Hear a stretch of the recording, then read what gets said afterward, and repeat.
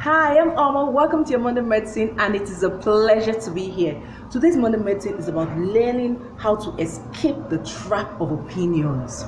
Honey, people are always going to have opinions over you, and that's the truth. I mean, you can't control what people think about you. You can't control how people feel about you, and they're not going to stop thinking. They're going to stop talking. They're not going to stop feeling. You just have to live with it.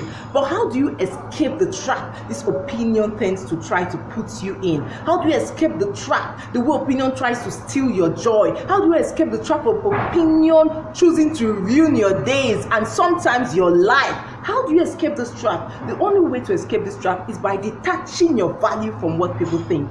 Yes, we are going to think all sorts, but you must detach your value, be it when they think something good or when they think something bad, because people's opinion is like chameleon. It can change at any time. So if somebody thinks you are so wonderful and you begin to feel cool that you are wonderful, what happens tomorrow when the person tries to make you feel like trash? Or the person stop thinking that you're wonderful? You need to know that you are wonderful, either the person thinks you're wonderful or not. To detach your value from people's opinion is really the only way to live free and happy. And when you detach your value from people's opinion, you need to attach your value to what God says about you. This is your true value.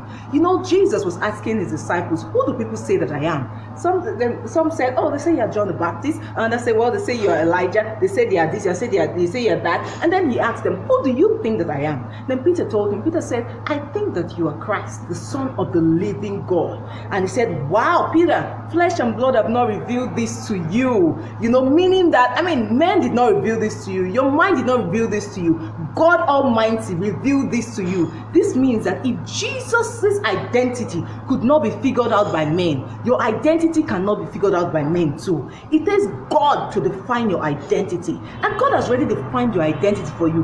God says you are a royalty. God is the king of the whole world. And as his child, you are a royalty. God says you are valuable. And the fact that you are a human being shows that you are valuable, because God created you in his own image and likeness.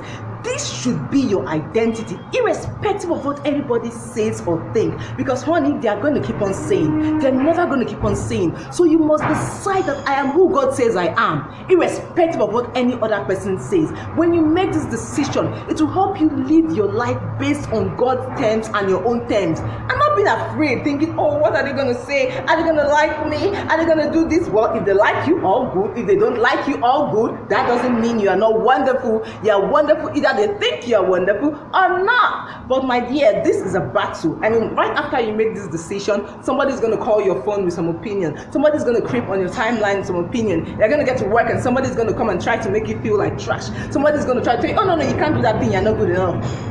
When this happens, because it is going to happen, you have to deliberately tell yourself, well, that's their opinion, but I know who I am. I am valuable. I am valuable because God says I'm valuable, and that is fine now, all right? So no other person's opinion is going to define your identity or your value, okay? So for those of you who are saying, hey, I would have done it, but what will they say? Well, you now know that they shouldn't define your value. So go ahead and do all those crazily amazing things you want to do, irrespective of what they say or not, okay? All right, see you again.